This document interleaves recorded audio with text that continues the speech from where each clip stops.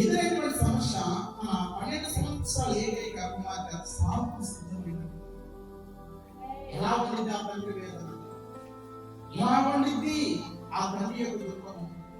అది 12 సంవత్సరాలు తండ్రి కనిపాపలాగా కాల్చుకున్నానే, ప్రేమించాడే, ఎంతగా ప్రేమించాడే, రోజు ఇంట్లో తిరుగుతున్నదే, కానీ ఈ రోజున చనిపోయినదే.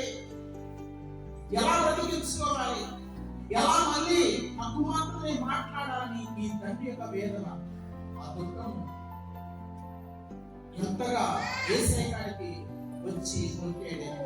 ఈ రోజున మన కుటుంబ సమస్యలు లేవమ్మా, ఇబ్బందులు లేవా, బలహీనతలు లేవా, వ్యాపారం లేవా, దుఃఖం లేదా, ఆర్థిక స్థితిని బట్టి లేదా, అన్ని ఉన్నప్పుడు కూడా మనం సహిస్తామని యేసయ్య మన సమీపంగా ఉన్నాడు. మీ నిజంగా బాధపడితే మీ పక్షానే ఉన్నాను దేవుడు.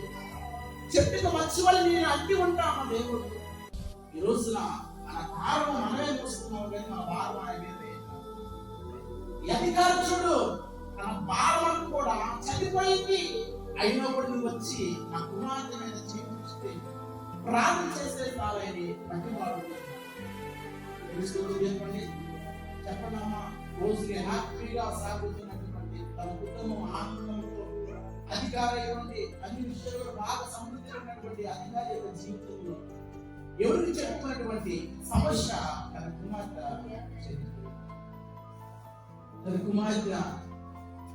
చనిపోయింది. ఆ తండ్రి యొక్క దుఃఖం ఎలా ఉంటుంది, ఎంత వేదన తెలుస్తుంది, ఎంత భారం కలిగి, ఎంతో దుఃఖంతో యేసయ్య చెంతకు వచ్చింది. ఇలా తన సమస్యను యేసు ఏం చేయాలి, ఇప్పుడు ఎలా ఏ అధికారికి అర్థం కావట్లా. తన సమస్యను బట్టి కుమార్తె మరణించింది, ఏం చేయాలి? తన సమస్యలో ఉన్నప్పుడు కూడా యేసయ్యని వెతికాడట. మనము కూడా మన సమస్యను బట్టి, ఇబ్బందులు బట్టి, అభివృద్ధిని బట్టి, వేదన బట్టి మనము కూడా యేసయ్యని వెతికేవారు. నీవు నేను ఎదుగుతున్నామా, ఆయన తండ్రికి వస్తున్నామా, మొరపెట్టే వారిలో ఉన్నామా, మన సమస్యలను చెప్పుకునే వారిలో ఉన్నామా?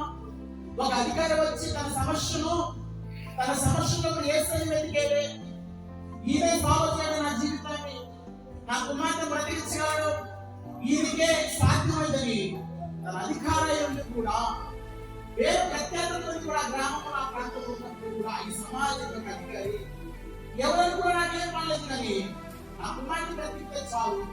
ఆ సమస్యలో, ఆ ఇబ్బందులు, ఆ దుఃఖంలో కూడా యేసయ్యను కనుగొన్నాడు. హల్లెలూయా.